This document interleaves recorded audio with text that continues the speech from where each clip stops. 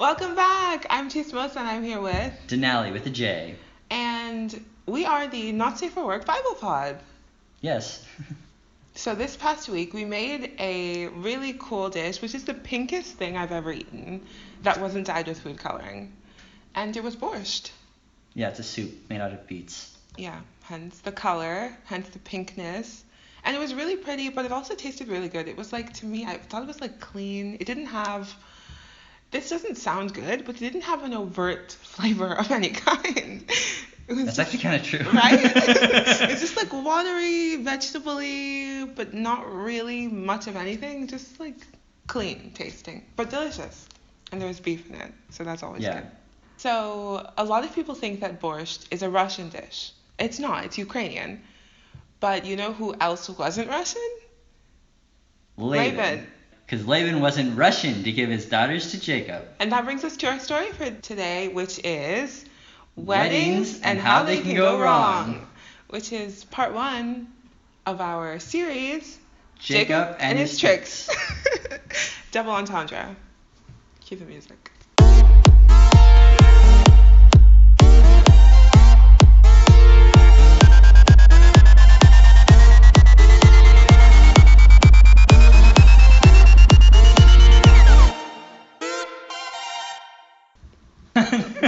So, most of us know about Jacob, younger brother-ish of Esau.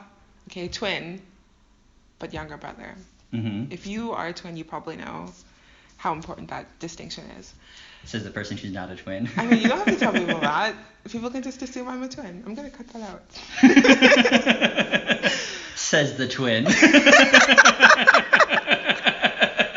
So when we meet Jacob, he is in the region of Haran, where his uncle lives, and Jacob has been directed here by his father, who told him categorically when he blessed him, don't take any of these Canaanitish women as your wife.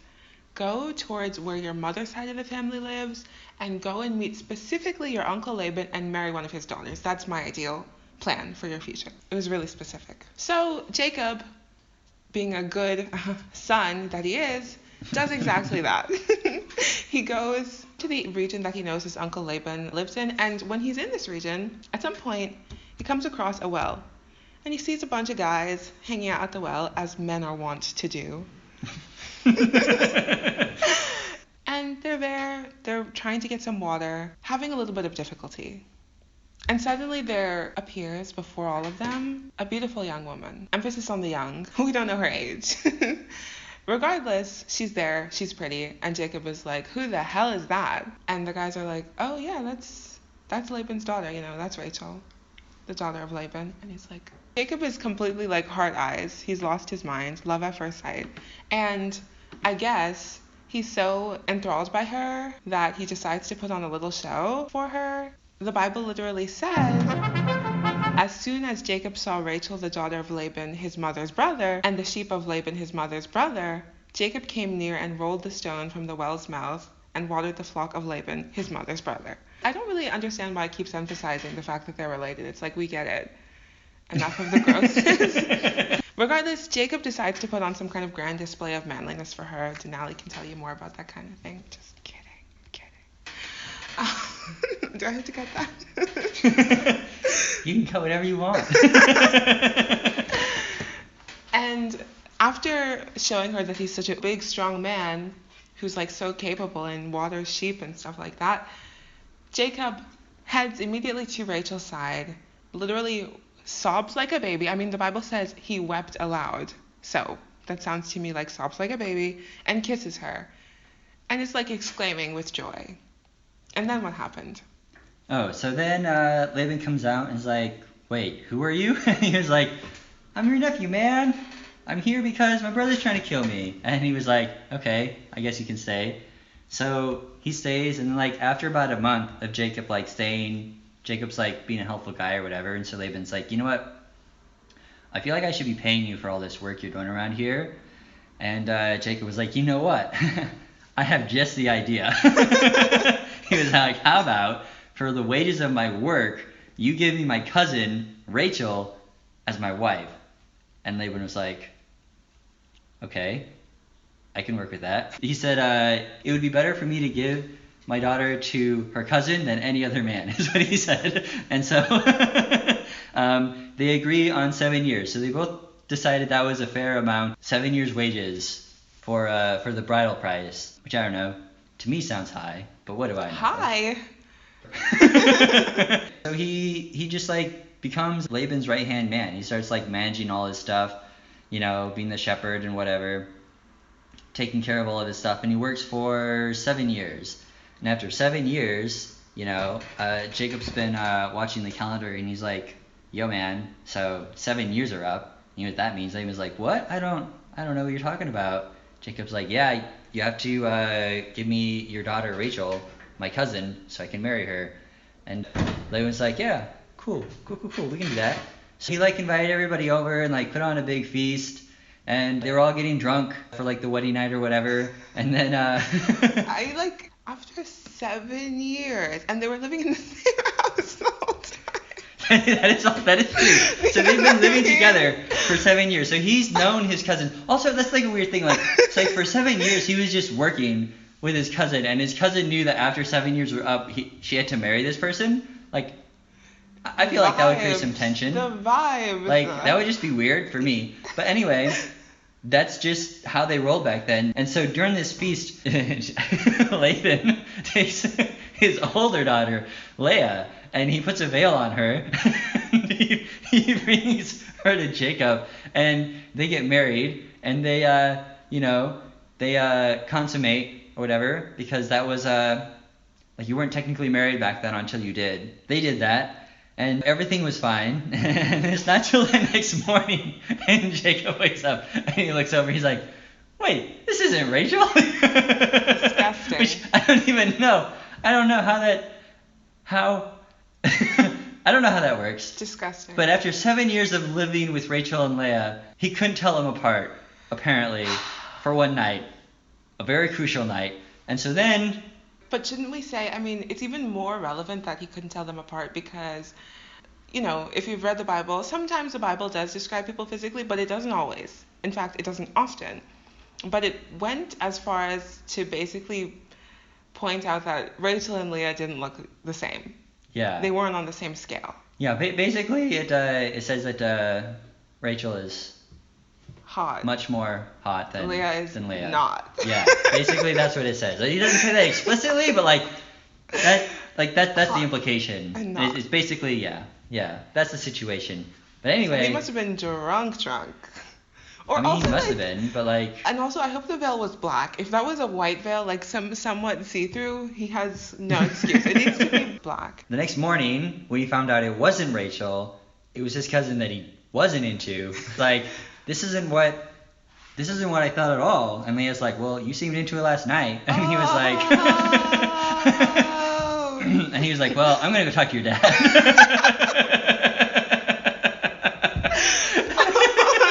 And so he goes to Laban. I feel like I'm not Leah, but I feel like crying on, like it's hurting me. It hurts me.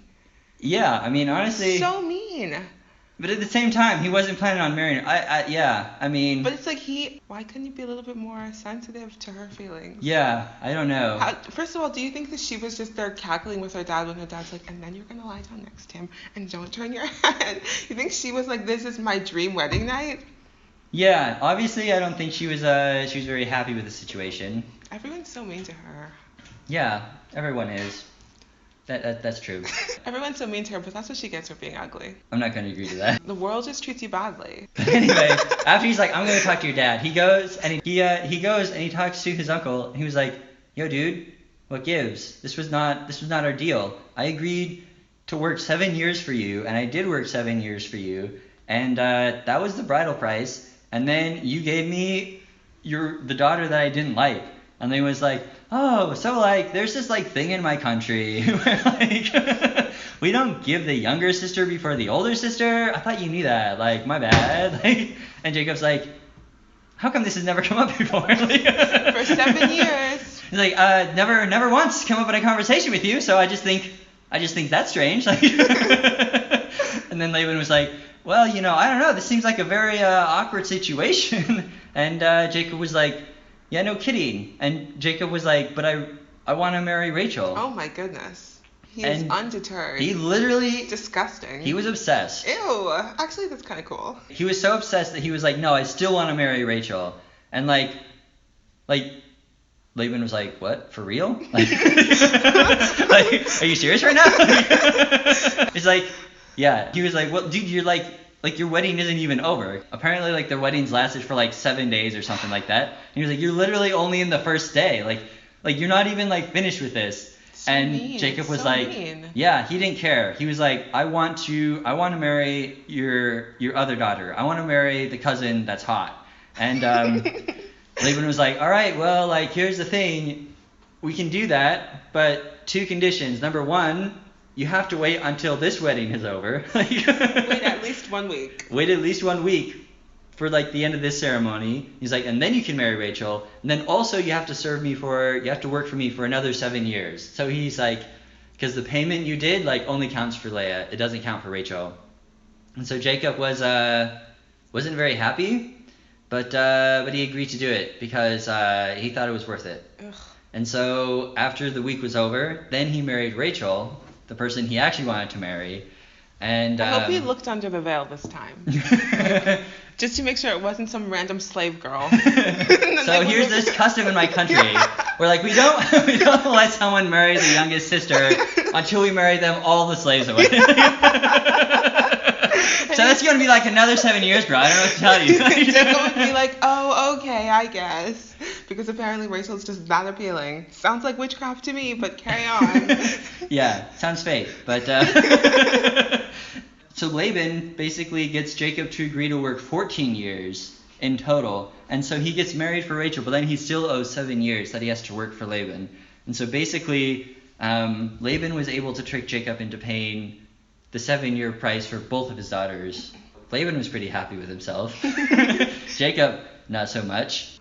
And you know It's what's so insane. amazing? Like, their relationship is the selling point to them. His father's like, It's true. go marry your mother's brother's daughters. Like, that's the most ideal for you. And then Laban is like excited. He's like, wait a minute, isn't this my mother's sister's son? Great. And everyone's like, yay. And Rachel runs and tells her father, this guy who just kissed me on the road, he's your nephew. And the closer they're related to each other, the more they're like, this will make for a great marriage.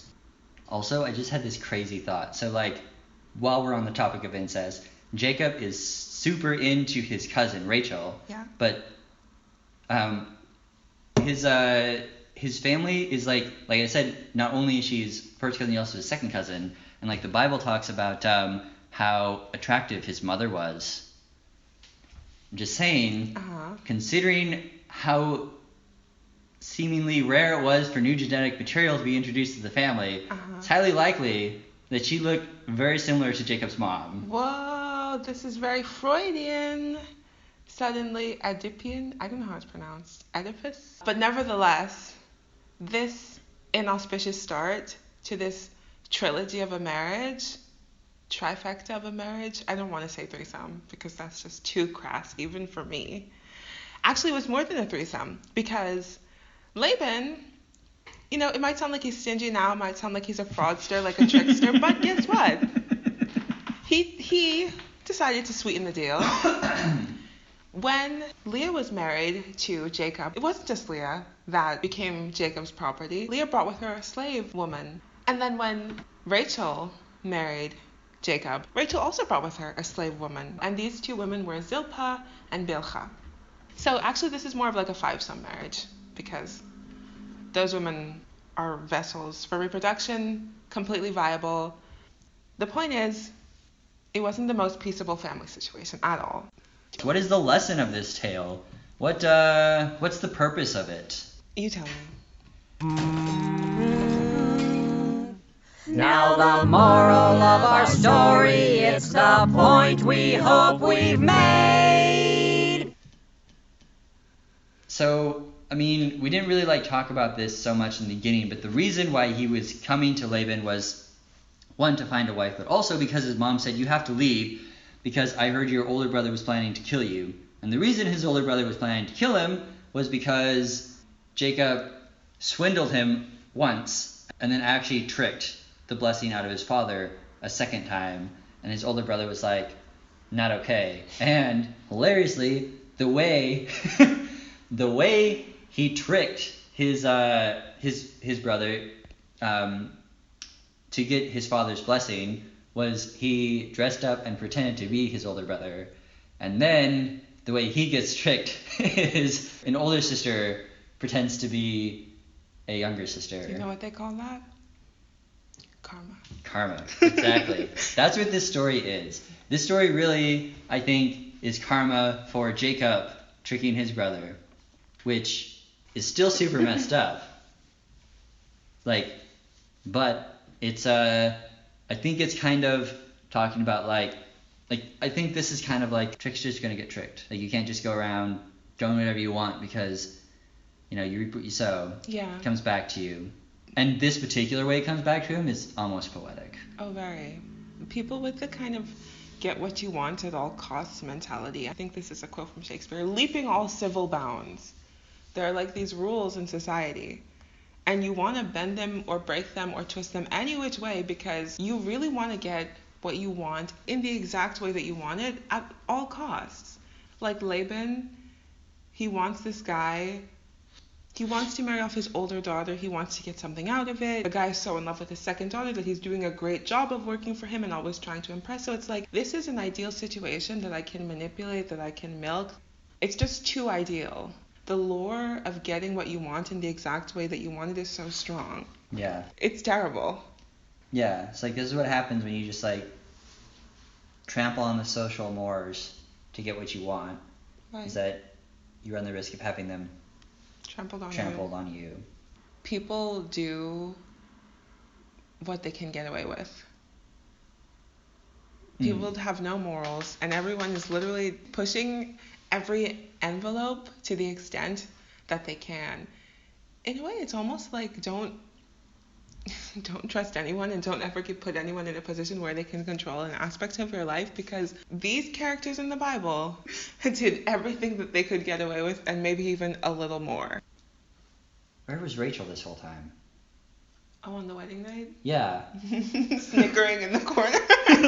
like was she okay? Like maybe they bound and gagged her because she wanted to be like. Or maybe it was actually like. So maybe I'm just thinking right now. Family. The dad was like. Listen, Rach. She was like, maybe he was like, Leah, not trying to be rude, but you're not gonna get any better, right? He was like, but Rachel, like Jacob, honestly, he's not that great. He's like, we can do better for you. And so they were both like, I think you're right. And so they both just like agreed to do it. She didn't even care. It's not like she loved him. He was just there breathing down her neck for 7 years. What a weirdo. That is almost positively what she thought. Trust me. Yeah, so maybe she was like actually like happy to be out of it. Yeah, and then she's like, oh, he's so obsessed with me that he's going to work another 7 years. And the dad is like, look, I mean, sweetie, this is at least a dedicated man. He's like, hey, man. Slave labor is slave labor. Yeah. She's just there chilling. She's just like sitting in the back being like. Literally, they're passing around the wedding wine and she's just like sipping it and like snickering. At which point did they do the switcheroo? He must have seen her at some point in the wedding day. I guess maybe she had to hide then, just in case she couldn't be in the crowd when Leah was there with the veil, if Leah was ever there with the veil. Or did he only do the switcheroo literally in the bed, like right before the bed? I don't think so, because it says he brought him to her with the veil on. It's like, I think he just brought one person. Was he doing the wedding process with Rachel and then only like right in the bed he brought in Leah, or earlier? I don't know. I'm just imagining Rachel was just sitting there like, oh, seriously? You just kept on talking about me the whole time and now you can't even tell the difference? Like, are you kidding me right now? I'm so much cuter than her. I think that Rachel, they had to hide her at some point just so he didn't spot her anywhere. Like if he came out to use the bathroom or something, he's like, wait a minute, Rachel's in there. Drunk out of his mind thinking that like there are two Rachels. He's gross. I hate it. If you're interested what happens next, we pick up the story talking about how the two sisters react to this situation and everything that goes on with them next week. So if this piqued your interest, come back. And I say this every time, but I really truly mean it this time. If you thought that this was weird, it gets so much weirder. Dude, it does. It gets weirder. Like so much weirder. Like, what is Is this the Bible or is this some kind of YA teen YA, fiction? no. They won't even be able to publish this in YA. Okay, fair enough. This is like straight up adult fantasy. Come back next week. Bye. Bye. Perfect.